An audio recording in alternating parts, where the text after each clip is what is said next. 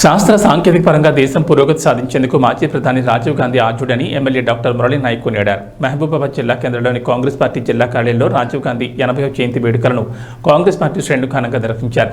రాజీవ్ చిత్రపటానికి ఎమ్మెల్యే పూలమాలలు వేసి ఘనంగా నివాళులర్పించారు. ఈ సందర్భంగా ఆయన మాట్లాడుతూ రాజీవ్ గాంధీ ఐటీ రంగానికి పునాదులు వేయడంతో పాటు విప్లవాత్మకమైన మార్పులు తీసుకొచ్చారన్నారు.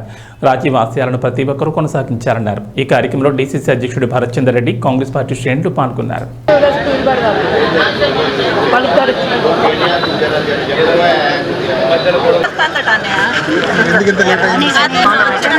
స్వర్ణక్కకు ప్రజాసేవ సంక్షేమ కార్యక్రమాలు ఎక్కువైనాయి.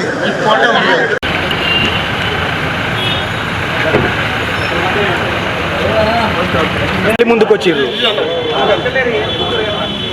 కొంచెం బ్యాక్ పడండి, బ్యాక్ జరగండి అన్న, వెనక జరగండి, కొంచెం వెళ్ళండి, ఇంకా జరగాలి, జరగమను జరగాలి.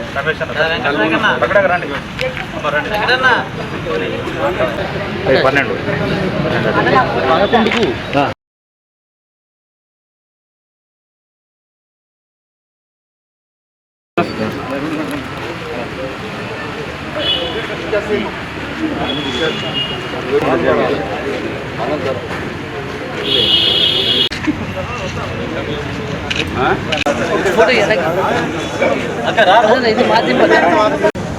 స్వర్గీయ రాజీవ్ గాంధీ గారి 80వ జన్మదిన శుభాకాంక్షలు తెలియజేస్తూ మన జిల్లా కాంగ్రెస్ పార్టీ కార్యాలయంలో డీసీసీ అధ్యక్షులు జన్నారెడ్డి భరత్ చందర్ రెడ్డి గారి అధ్యక్షతన ఈరోజు వారి కుటుంబానికి ఘన నివాళులు అర్పించడం జరుగుతూ ఉంది.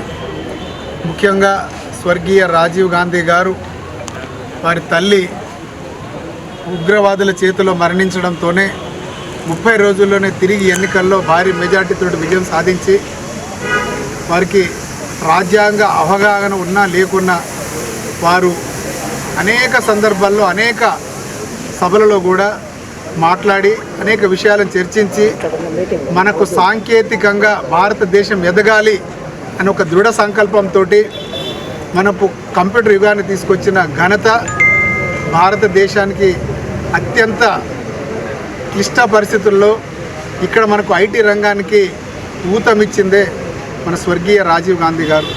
మన స్వర్గీయ రాజీవ్ గాంధీ గారి వారి దృఢ సంకల్పంతో ఈరోజు మనం భారతదేశం ప్రపంచ దేశాల్లోని అత్యుత్తమమైన సాంకేతికంగా చాలా ఎదిగినటువంటి భారతదేశం వారి ప్రోద్బలము వారి ప్రోత్సాహంతో ఈరోజు మనం ఇక్కడ నిలబడగలుగుతున్నాం.